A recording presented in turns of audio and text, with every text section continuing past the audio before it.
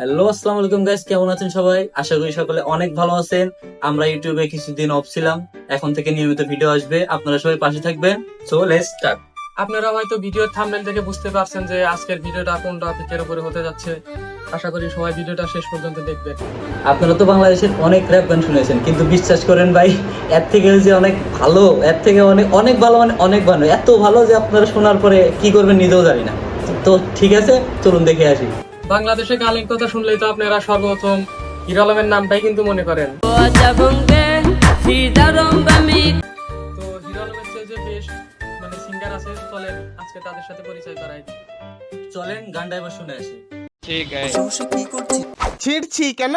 মাথা ভাঙার তো আরো একটা র‍্যাপ সং বেরিয়েছে, ইয়ো ইয়ো বয় ইটস সঞ্জয়। হলো না। না না না না, হলো না, এটা তো হলো না। ইয়ো ইয়ো বয়, সবাই বোকাচোদা কয়। ভাই রে ভাই, ব্রাশের মতো চুল, ছাগলের মতো দাড়ি, এই জন্যই তোরা পায় সুন্দরী নারী। कौन है ये लोग? कहां से आते हैं ये? আরে ভাই রে ভাই, এটা গান না কবিতা, এটা বোঝাই তো খুব মুশকিল। তাহলে এখন সবচেয়ে বড় প্রশ্ন হলো যে এদের গানের উপরে নোবেলটা দিবে নাকি কবিতার উপরে নোবেল দিবে? এ নিয়ে তো নোবেল কমিটির লোকজন কনফিউজড।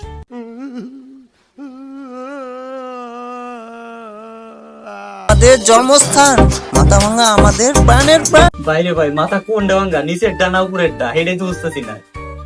साले को बम से उड़ा दूंगा एक बार हाथ में आ जाए तो। আমাদের আছে বন্ধু, এতটুকু জ্ঞান, আমাদের মাথা ভাঙা কারো থেকে কম নাকি? এদের যন্ত্রণায় তো পৃথিবীতে থাকাই মুশকিল হয়ে গেছে। আমরা মনে হয় মঙ্গল গ্রহ থেকে চলে আসছি। আরে ভাই, তোদের পৃথিবীতে ভাড়া থাকতে আসছি ভাই, আশা দয়া করে ভাড়াটা নিয়ে যায়।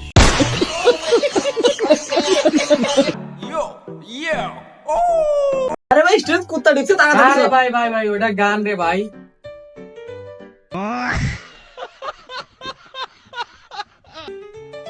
আরে এক সেকেন্ড, এই গানটা আমাকে হিরো আলমের গান থেকে কপি করছে না?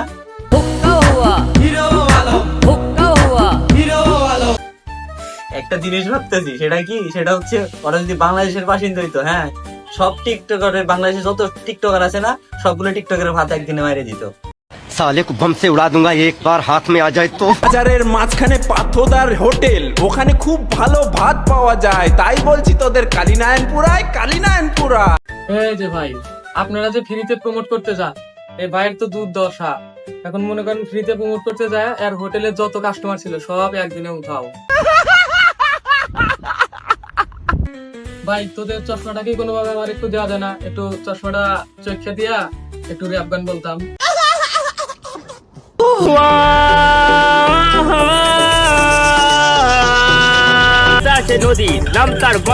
বুঝলাম ভাই, নদীর নাম ছিল গঙ্গা, সেখান থেকে তোরা বানিয়ে দিলি গলদা। আচ্ছা, মাইনা নিলাম ভাই, নদীর নাম গলদা, তোরা নিজেরা ভাবিস র্যাপার, আমরা তোদের বলি বলদা। ভাই, আমি ভাবছিলাম যে শুধু ছেলেরাই এরকম করে, কিন্তু ভাই এই জিনিসটা দেখার পর আমি একদম হতাশ।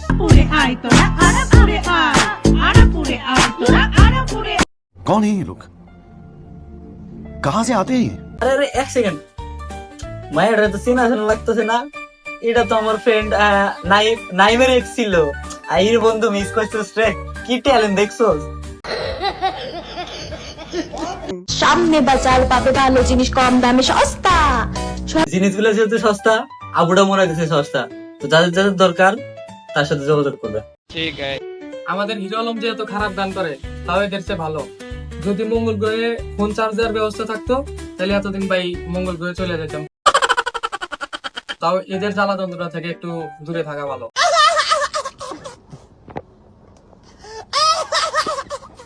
গাইস, ভিডিওটা এই পর্যন্তই। আশা করি ভিডিওটা অনেক ভালো লেগেছে। তো পরের ভিডিওটা একটা টপিকের উপরে, টপিকটা হচ্ছে আমাদের বাংলাদেশে একজন কন্টেন্ট ক্রিয়েটর আছে। আসলে তাকে কন্টেন্ট ক্রিয়েটর বলতে নিজেরই খারাপ লাগে আর কি। সে এমন একটা মানুষ, সে হচ্ছে আপনার যারা লিঙ্ক ব্যবসায়ী আছে, বউ ব্যবসায়ী আছে, অত ভালো অনেক কন্টেন্ট ক্রিয়েটর আছে, তাদেরকে নিয়ে ব্যবসা করে। তো আপনার হয়তো গেস করতে পারতেছেন যে কার কথা বলতেছি। তো পরের ভিডিওতে তাকে তেল ছাড়া ফ্রাই করা হবে। Good bye.